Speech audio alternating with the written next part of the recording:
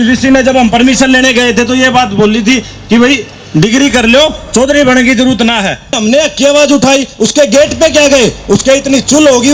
वैसे मैं उसको चोरी कहता हूँ। क्यों चोर कह रहा हूँ? क्योंकि उसका काम ही है कि छात्रों को लूट और अपना घर भर। वो हमें गलत कह रहा है कि हमने गुंडागर्दी करी, तो मैंने की थी। मेरे छोटे भाई को क्यों उठा के ले गए, उस पर केस क्यों लगाया?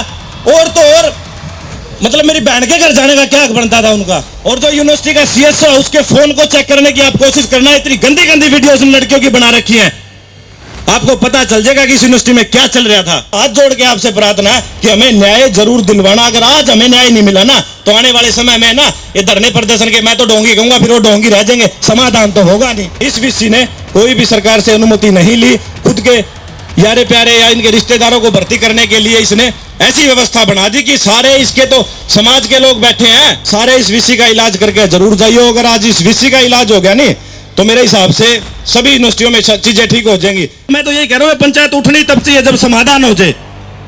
समाधान जरूरी है। और भाई मेरी बहन को इंसाफ जरूर दिलाना, जिसके घर पे पुलिस वालों ने और इस वीसी के गुंडों ने जाने का काम किया था। वीसी ने जब हम परमिशन लेने गए थे तो ये बात बोली थी कि भाई डिग्री कर लो, चौधरी बनने की जरूरत ना है। भले राजनीति का अखाड़ा नहीं है।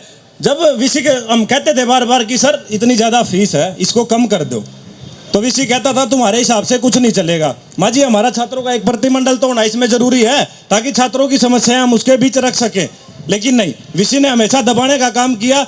और कल की बात बता रहा हूं, जब छात्र इस पंचायत में आने के लिए तैयार थे ना, तो हर एक क्लास के ग्रुप में, कॉलेजों के ग्रुप में भी, जबकि कॉलेज से अभी इस चीज का कोई इतना था नहीं कि भी यूनिवर्सिटी में वो हुआ था प्रदर्शन, तो इसने मैसेज किया कि भाई अगर कोई भी छात्र साथी जाएगा तो उसके नंबर काट लिए जाएंगे, उसको पेपर में बैठने नहीं दिया जाएगा। तो भाई अगर ऐसी व्यवस्था होगी तो बच्चे पढ़ेंगे या गुलाम बनेंगे? बताओ मेरे बुजुर्ग, गुलाम बनाने की तैयारी चल रही है। हमारे एचपीएससी के छात्री कितने दिन से धरने पे बैठे हैं, उनकी सूद नहीं ली, लेकिन हमने की आवाज उठाई, उसके गेट पे क्या गए, उसके इतनी चुल होगी। वैसे मैं उसको चोरी कहता हूँ। क्यों चोर कह रहा हूँ? क्योंकि उसका काम ही है कि छात्रों को लूट और अपना घर भर। उसने रात को ऐसी कार्रवाई हमारे ऊपर करवा दी। चलो भाई, मैंने गलती की थी। अगर वो हमें गलत कह रहा है कि हमने गुंडागर्दी करी, तो मैंने की थी। मेरे छोटे भाई को क्यों उठा के ले गए, उस पर केस क्यों लगाया? और तो और मतलब मेरी बहन के घर जाने का क्या हक बनता था उनका? मेरी माताएं बहनें बैठी हैं, इनका तो कोई कसूर नहीं था, मेरी बहन का तो कोई कसूर नहीं था। कोई वो घर पे नहीं रह रही थी, वो तो अपने ससुराल में थी। और अब जो विपक्ष के लोग कहनी चाहिए भाई, जो कह रहे हैं कि बोले राजनीति हो रही, राजनीति नहीं हो रही। हमारी रोटी का, हमारी किताब का और हमारी हर एक चीज का दाम कहां पे तय हो रहा है? राजनीति तय कर रही होगी।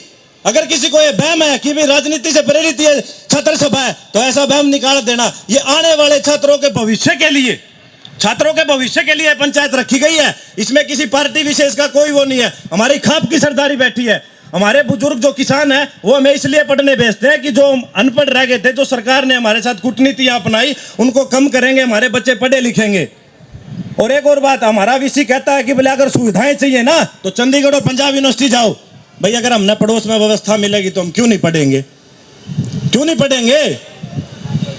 तो भाई मेरा तो आप सबसे इतना ही कहना है कि भी अगर आज आप आए हो नहीं तो हमारा समाधान करके जाइयो। आज सिर्फ हमारे साथ ये हुआ है, आज एक दीपक गणगस के ऊपर केस लगा है, हम 5 छात्रों को रस्टिकेट करे हैं। लेकिन कल आने वाले समय में आप एक बार, ये मीडिया वाले साथी इतने खड़े, ये हर बार ही देखते हैं। मैंने बार बार कहा था, एक बार इंटरनल जाके आप बिना किसी को बताए छात्रों के मुद्दे के ऊपर बात तो करो तो बात है। और जो यूनिवर्सिटी का सीएस है उसके फोन को चेक करने की आप कोशिश करना। इतनी गंदी गंदी वीडियोस लड़कियों की बना रखी हैं, आपको पता चल जाएगा कि इस यूनिवर्सिटी में क्या चल रहा था। और ये जो वीसी कह रहा है ना हमने गुंडागर्दी करी, 2012 में रंगाजी वीसी होते थे, उस टाइम पे इसने क्या किया था भाई? जो गार्ड थे ना उस टाइम वो गन रखते थे, उनकी गन लेकर ये अंदर बढ़ गया था वीसी ऑफिस में। तो अगर उस टाइम इसकी गुंडागर्दी इसने नहीं दिख रही थी, तो हमारी जो अक्की आवाज हम उठा रहे थे, तो उसके लिए हमें जेलों में डालने की बात चल रही है। तो भाई हाथ जोड़ के मेरी तो यही आपसे विनती है कि भी आप यहाँ पे आए हो ना, सिर्फ ये नहीं कि भी आज से ये पंचायत खत्म कर दी। ये पूरे इंडिया लेवल की यूनिवर्सिटियों की बात है, क्रांति जी जो उसे उठी है बस। तो भी आपसे हाथ जोड़ के, जो भी खाप की सरदारी हमारी आई है, माताएं बहनें आई है। और एक बार बार पत्रकार साथी पूछ रहे थे कि छात्रों की संख्या कम है, उसका भी मैंने बता दिया। घर पे फोन कर करके डराया गया, या उनके माता पिता बैठे हैं सारे कि भी चलो बच्चे नहीं आ सकते, उन पे कोई दबाव होगा, लेकिन माता पिता आके जान तो सकते हैं कि हमारे बच्चों के साथ कितनी जाति की जाती है। और ये जाति के हकदार है ना वो लोग भी हैं जो कल से दुष्प्रचार कर रहे थे। और एक बात का जवाब भाई मेरे को सारे देके जाना, जो भी आपकी सरदारी बैठी है, कि भी मेरे बहन के घर जाके उसके पति का उठाने का क्या बनता था, जो उसमें इन्वॉल्व ही नहीं था। और जो वीसी साहब है ना, इनके इतना घमंड है कि बोले हमारा तो कुछ हो नहीं सकता। ये घमंड इसलिए नहीं आया कि उसके ऊपर सरकार किस है, ये घमंड इसलिए आया जो हमारे माता पिता हमें इन चीजों को करने से रोकते हैं। अगर रोकोगे तो भाई हम गुलाम ही बनेंगे। हमने आवाज उठा के बस इतना ही गुनाह कर दिया कि हम जगाना चाह रहे थे अपने समाज को, अपने छात्रों को जो दबे कुचले हैं उनको ही जगाना चाह रहे थे। और जहां तक फीस की बात है ना, उस पर तो ये वीसी अभी भी उसकी 10 दिन पहले मीटिंग हुई थी, उसमें भी इसने बढ़ाने का काम कर दिया। उसमें भी इसने फीस बढ़ाई है। ये नहीं देखा कि यहाँ पे गरीब किसान मजदूर के बच्चे पढ़ रहे हैं। कि भाई एक छात्र की बात बता रहे हूँ आपको, उसका फोन आया, बोला जी मेरे पापा तो छोटे किसान है, वो फीस नहीं भर सकते।